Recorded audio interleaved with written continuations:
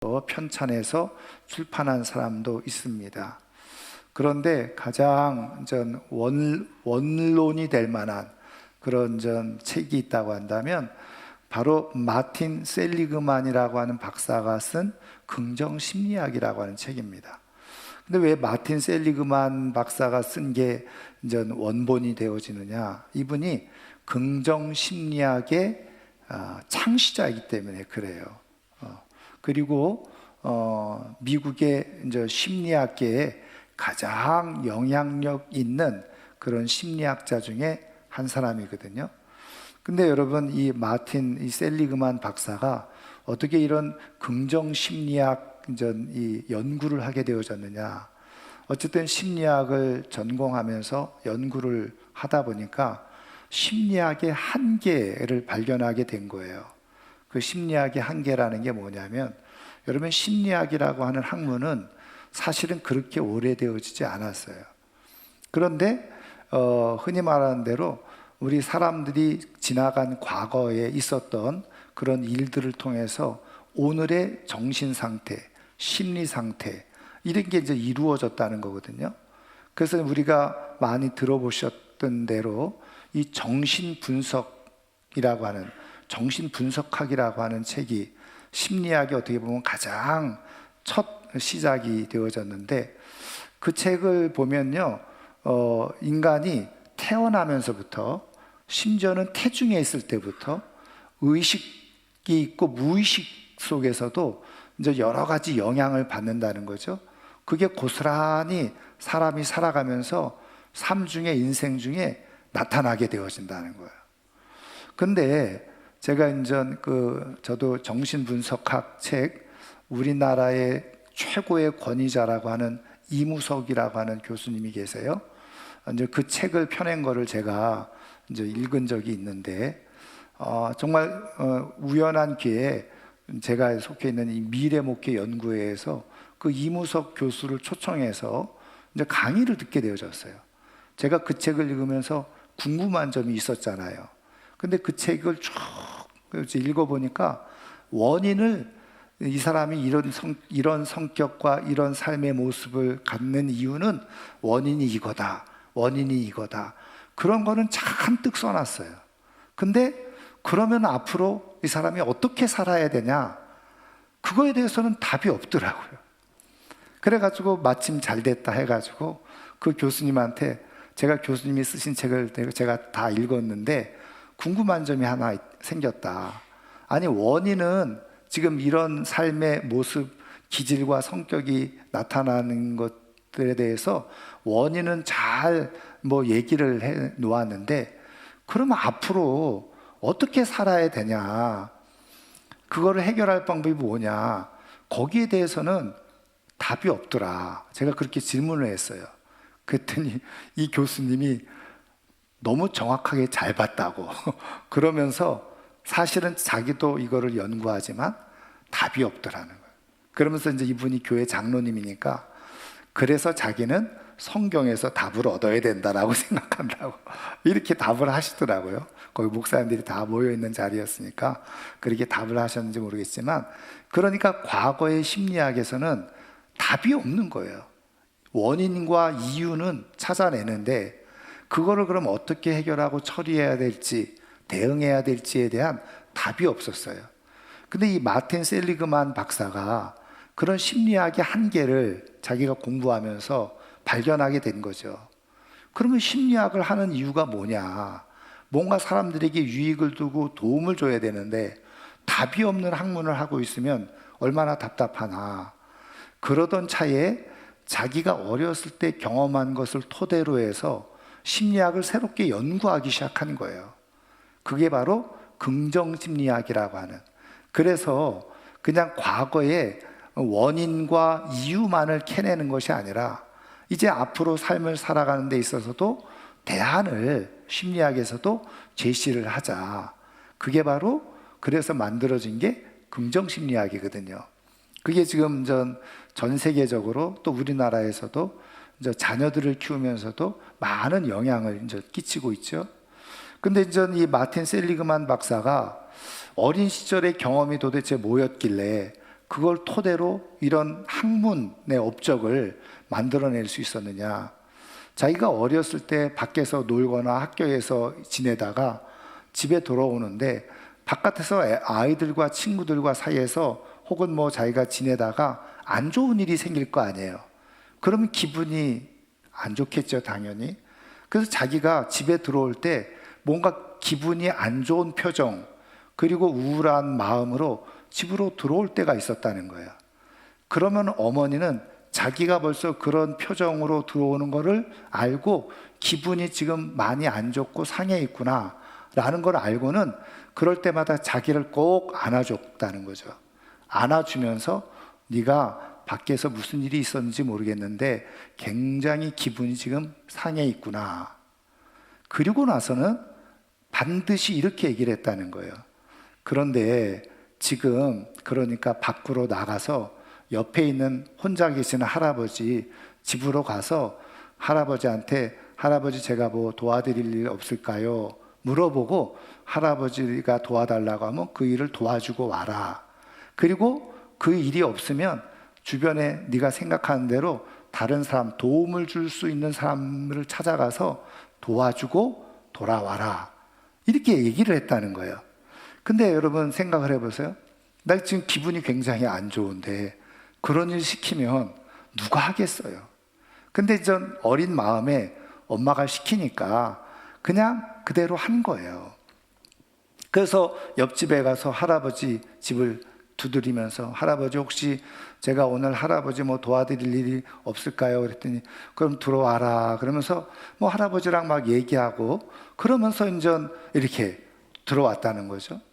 그런데 자기가 기분이 우울하고 안 좋을 때마다 엄마는 자기를 늘 안아주면서 밖에 나가서 네가 좋은 일을 한번 하고 와라 이렇게 얘기를 했다는 거예요. 근데 이제 그런 경험들이 계속 반복되는 과정 속에서 어린 마음이지만 한 가지 중요한 사실을 깨닫게 된 거예요. 그게 뭐냐면 자기 기분이 굉장히 안 좋았었는데 밖에 나가서 누군가를 위해서 도와주는 일을 하고 돌아올 때면 언제 내 기분이 상했는지 기분이 나빴는지 다 사라지고 굉장히 행복한 마음으로 집으로 돌아오는 그런 일들이 많이 경험으로 쌓여지게 되어졌다는 거예요. 그래서 학문을 연구하다가 내가 어떻게 이 심리학을 통해서 다른 사람들에게 좀 도움을 줄 수 있을까 생각했는데 어린 시절에 그것이 떠오르면서 그걸 기초로 해서 자기가 학문으로 발전시킨 거예요. 그러면서 이 마틴 셀리그만 박사가 그 책에서 이렇게 얘기를 하죠. 행복은 한순간의 기분이나 감정이 아니라 바로 삶의 요소들이 모아진 구조, 그게 바로 행복이라는 거예요. 행복이란 운이 아니라 바로 선한 일을 위해서 내가 선택하고 반복적으로 그 일을 행함으로 인해서 나타나는 결과가 행복이라는 거예요. 여러분, 저는 오늘 이 아침에 이 마틴 셀리그만 박사의 이 원리를 가지고 여러분들에게 이렇게 조금 설명을 좀 드리고 싶은데, 여러분 신앙생활을 왜 하고 계세요? 여러분, 우리가 신앙생활을 하는 이유와 목적이 있어요. 물론 뭐 본질적인 목적은 하나님을 영화롭게 하고 하나님을 기쁘시게 하는 거죠.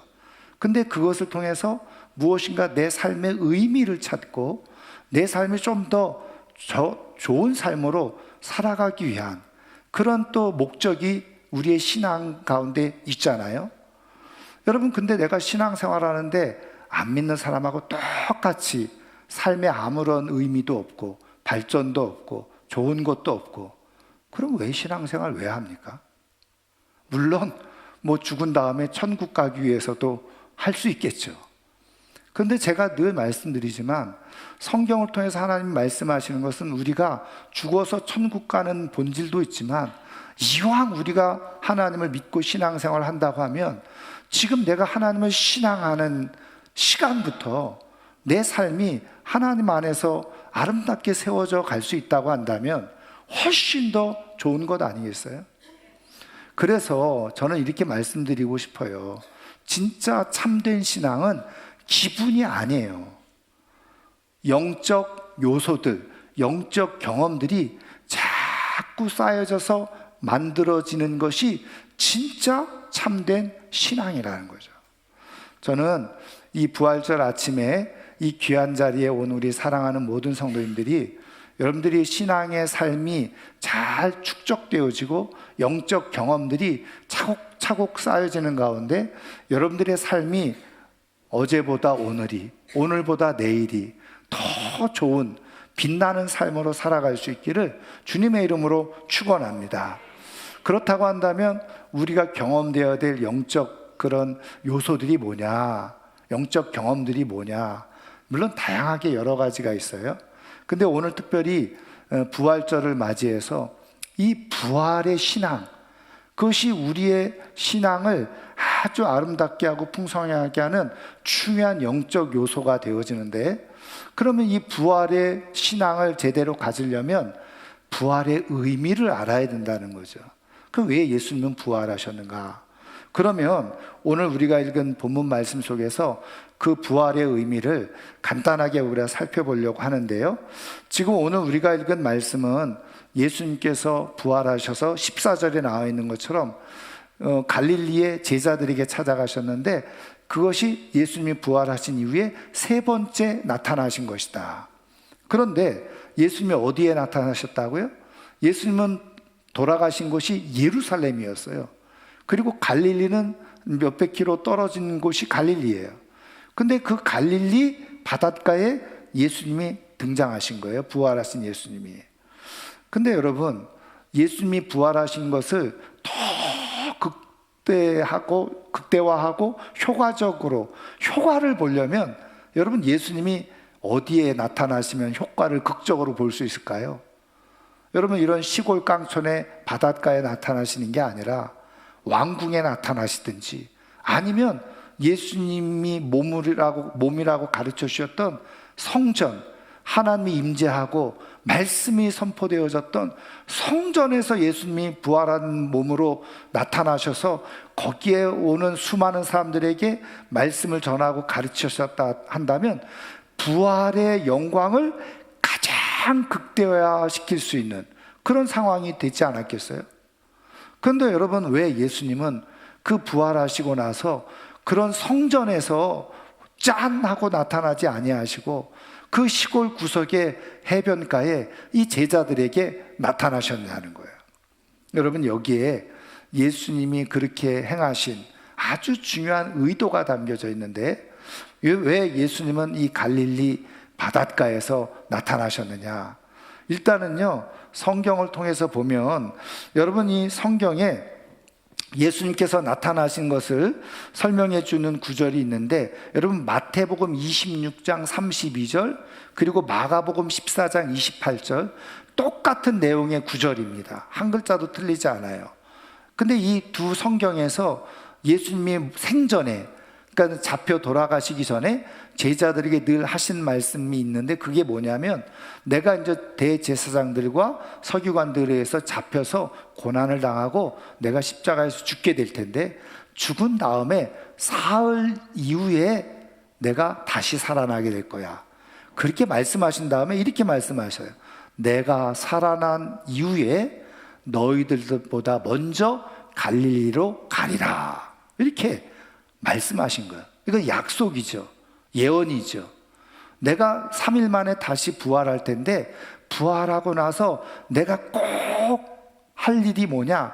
내가 너희들보다 먼저 갈릴리로 가 있을 것이라는 거예요. 그러니까 예수님은 지금 이 제자들에게 약속하셨던 말씀을 사실은 그대로 지금 이루신 거예요. 그러니까 여러분, 잘 생각해 보시면 이 부활이 없으면 이 약속을 이룰 수 있어요, 없어요? 부활이 없으면 이 약속을 이룰 수가 없는 거예요. 그렇죠. 예수님께서 십자가에 죽으시고 무덤에 묻힌 것으로 끝!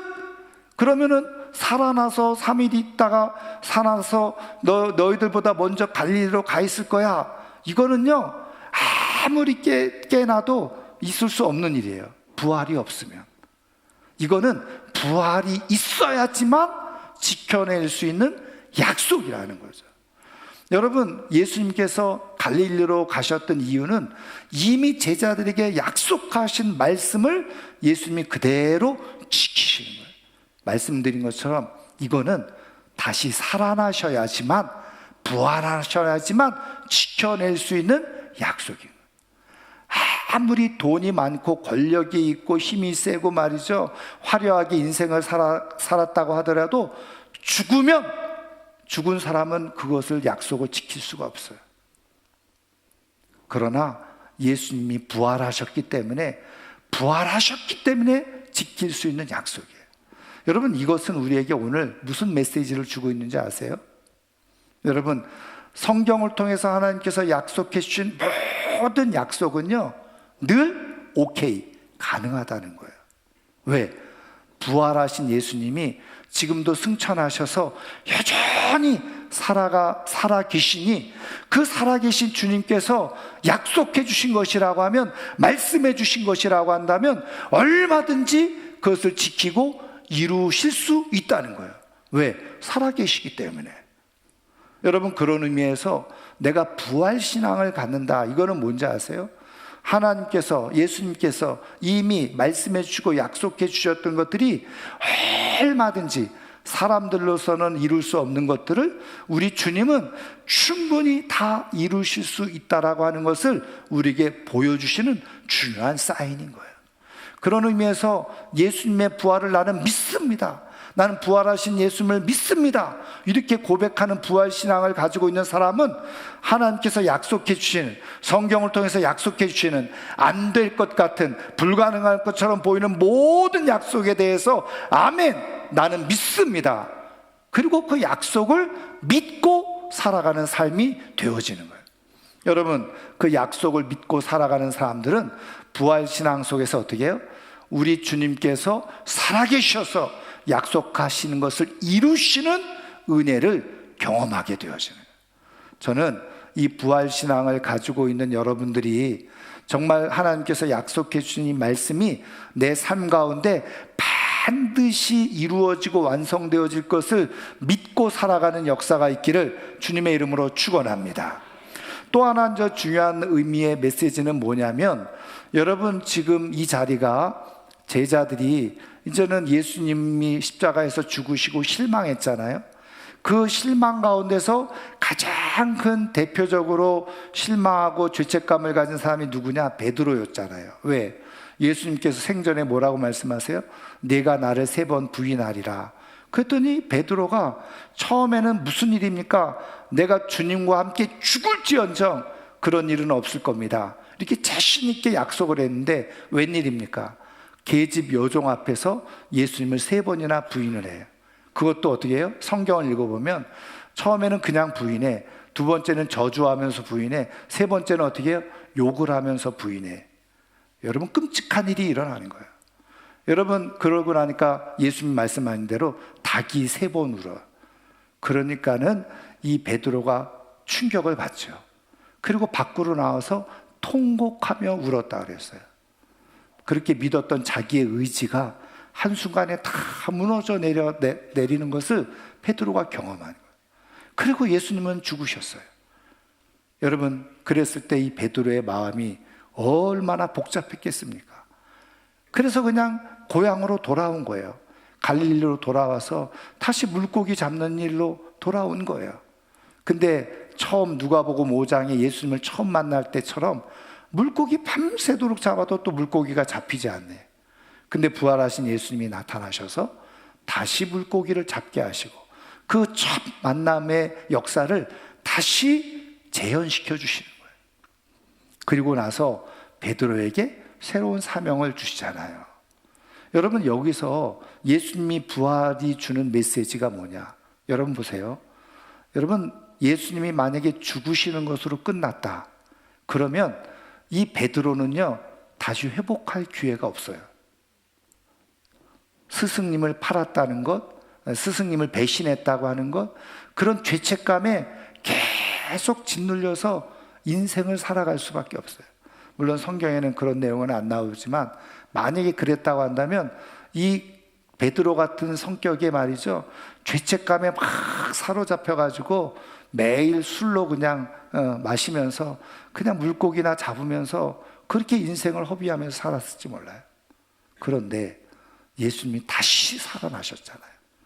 그리고 실패한 베드로에게, 배신했던 베드로에게 다시 찾아오셔가지고 기회를 주시는 거예요. 여러분, 이거는 예수님이 부활하셨기 때문에 가능할 수 있는 거예요. 그럼 부활은 뭐냐? 예수님이 이것을 통해서 우리에게 주시는 메시지는 뭐냐?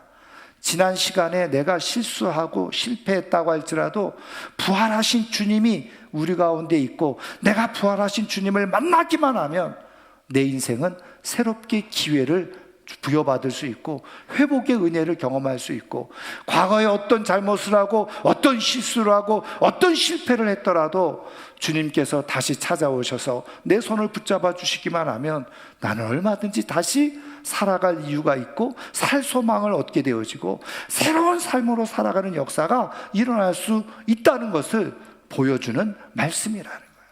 여러분, 예수님의 부활이 있을 때 우리에게 기회가 주어졌던 거예요. 예수님의 부활이 있을 때 우리의 실수, 실패를 넘어서서 새로운 삶으로 살아갈 수 있는 그런 회복의 기회가 주어지는 거예요. 부활이 없었다면 우리는 다 죄 아래, 그리고 죄책감 속에 그냥 살아갈 수밖에 없는 그런 인생이 될 수밖에 없는 거죠. 여러분, 이 부활을 절에 다시 한번 예수님의 부활의 의미를 잘 깨닫고, 예수님은 과거에 내가 실수한 것, 실패한 것, 그것을 탓하기 위해서가 아니라 그런 것을 뛰어넘어서 새로운 기회를 주시고 내 인생에 새로운 도전을 주시고 내 인생을 다시 한번 의미 있게 살아가도록 하시기 위해서 부활하셔서 지금 나에게 찾아오시고 나에게 손을 내미시고 나에게 말씀하고 계시는구나. 여러분, 그 부활하신 예수님을 우리가 만나고 손을 잡고 그 부활 신앙 속에서 정말 새롭게 과거의 어둠을 넘어서서 새로운 삶으로 살아갈 수 있는 우리 모두가 되기를 주의 이름으로 축원합니다. 그래서 이 부활의 신앙이 그대로 가슴에 새겨진 사람들은 어떻게 하는 거예요? 내가 지나간 시간에 실패가 있었는데 그것을 넘어서서 어떻게 해요? 부활하신 주님을 내가 만나고 부활하신 주님께서 영으로 지금 우리 가운데, 나의 가운데 함께 하신다는 것을 내가 경험하고 느끼게 되어지니까 주님께서 다시 시작하도록 기회를 주시고 도전하시고 용기를 주시는 그 은혜에 힘입어서 다시 넘어져도 일어서고 쓰러져도 다시 일어나서 새로운 삶에 도전하게 되어지는, 그렇게 되어질 때 우리는 내가 생각했던 삶 이상으로 정말 하나님께서 계획해 놓으신 더 좋은 삶으로 살아가는 역사가 일어나게 되는 줄 믿습니다. 이번 부활절을 맞이해서 다시 한번 부활신앙이 우리 가운데 잘 새겨지고 그 부활신앙의 경험이 내 삶에 녹아져서 내 삶이 이전보다도 더 복되고 아름다운 삶으로 발전해 갈 수 있는 하나님의 은혜가 있기를 주님의 이름으로 축원합니다. 그래서 부활이 우리에게 소망이 돼요. 부활이 삶의 이유가 되어지고 부활을 통해서 하나님의 약속이 얼마든지 이루어질 수 있다는 것을 믿고 나아가는 가운데 하나님의 축복이 있기를 주님의 이름으로 축원합니다. 여러분, 내 인생이 실수가 있을 수도 있죠. 실패가 있을 수도 있는데 그걸 그대로만 두면 여러분, 내 인생은 실패하는 인생인 거예요. 그런데 실수와 실패 위에 부활을 플러스해 예수님의 부활의 신앙, 부활을 우리에게 주신 의미를 거기다 덧입히게 되잖아요. 그러면 그것이 내 삶이 부활의 영광으로 나타나게 돼요. 여러분, 예수님의 부활이 내 인생의 부활이 되고 예수님의 부활이 내 삶의 부활이 되기를 주님의 이름으로 축원합니다. 이제 말씀을 마치려고 하는데요, 바디 아머라고 하는 세계적인 회사가 있어요. 여러분 들어보셨나요? 뭐 마이크로소프트라든지 뭐 애플이라든지 이런 회사는 들어봤지만 저도 처음 들어보는 회사예요. 근데 이 회사가 무슨 회사냐? 여러분, 이 방탄 조끼 아시죠? 방탄조끼를 만드는 세계적인 회사예요. 근데 이 회사를 창업한 사람이 누구냐면 윌리엄 리바인이라고 하는 사람인데, 이 윌리엄 리바인은 처음부터 방탄조끼를 만들 생각을 한 사람이 아니었습니다. 뉴욕의 브루클린이라고 하는 곳에서 정육점을 운영하던 사람이었어요. 근데 이제 잘 운영하던데 어느 날 권총을 든 강도가 들어온 거예요. 권총을 들이대면서 있는 돈 다 내놔. 돈이 다 털렸잖아요. 그런데 문제는 그 권총 강도를 한 번만 당한 게 아니라 한 달 내에 그걸 포함해서 4번이나 권총 강도를 당하는 일을 겪게 되어지는 거예요. 여러분 한번 생각을 해보세요. 한 번도 굉장히 충격적인 일인데 그걸 4번이나 당했어요. 그러니까 정육점에서 출근해서 일하려고 하면 손님이 들어와도 그냥 쿵쾅거리는 거예요. 왜요? 권총 강도가 아닐까. 트라우마에 쌓여 있는 거죠. 근데 그나마 하나 긍정적으로 생각한 건 뭐냐면 4번의 권총 강도를 당했는데 자기의 목숨이 그냥 붙어 있다는 것, 살아 있다는 것, 그거는 한편으로는 감사했어요. 그래서 감사하지만 그런 상황이 접해지면 또 어떻게 해요? 트라우마가 생기고 늘 불안하고 두렵고, 이러다가 내가 진짜 어느 순간에 권총 강도에 의해서 내가 죽는 거 아니야? 그렇게 고민하다가 생각한 게 뭐냐면, 그러면 권총을 맞아도 안 죽을 방법이 없을까? 그래서 조끼를 만들어 입기 시작한 거예요. 물론 나름대로 총알이 들어와도 이거를 좀 막을 수 있는 그런 재료를 사용해 가지고 조금 나름대로 연구를 한 거죠.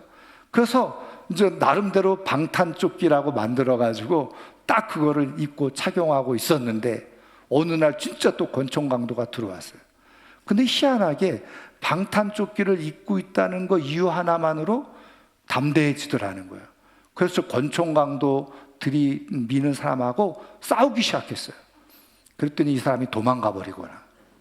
근데 그 소문이 주변에 있는 상인들에게 쫙 퍼지게 된 거예요. 그러니까 너도 나도 그 방탄조끼 나도 만들어줘. 이런 일이 일어난 거예요. 그래서 하나하나 만들어주다가 너무 이제 수요가 많아지니까 정육점을 때려치고 방탄조끼 만드는 회사를 만들었다는 거예요. 여러분, 제가 무슨 얘기를 드리려고 이 이야기를 하는 겁니까? 우리 인생이 때로는 실패하는 것처럼 보여지는 모습, 그런데 거기에다가 하나님께서 주시는 은혜가 덧붙여주면요, 완전히 새로운 삶으로 바뀌어질 수 있는 역사가 일어난다. 예수님이 왜 부활하셨느냐? 우리 과거의 실수와 실패에 매여서 내 인생이 어둠 속에서 버려지는 인생으로 살아가지 아니하고 예수님의 부활의 은혜, 새롭게 기회를 주시고 회복시켜 주시는 은혜, 그 은혜를 힘입어서 과거의 어둠에서 벗어나서 더 좋은 삶으로 살아가도록 하시기 위해서 예수님께서 부활하셨다네요. 여러분, 그 예수님의 부활을 우리의 가슴 속에 새기고 살아감으로 말미암아서 정말 우리의 삶이 이전보다도 더 새로워지고 더 의미 있어지고 더 가치 있고 내가 생각하는 이상의 우리 주님께서 주는 은혜 속에 복된 삶으로 살아갈 수 있는 하나님의 사람들이 되기를 주의 이름으로 축원합니다. 오늘 말씀을 생각하면서 우리 한번 같이 찬양하고 잠깐 기도하는 시간을 갖도록 하겠습니다.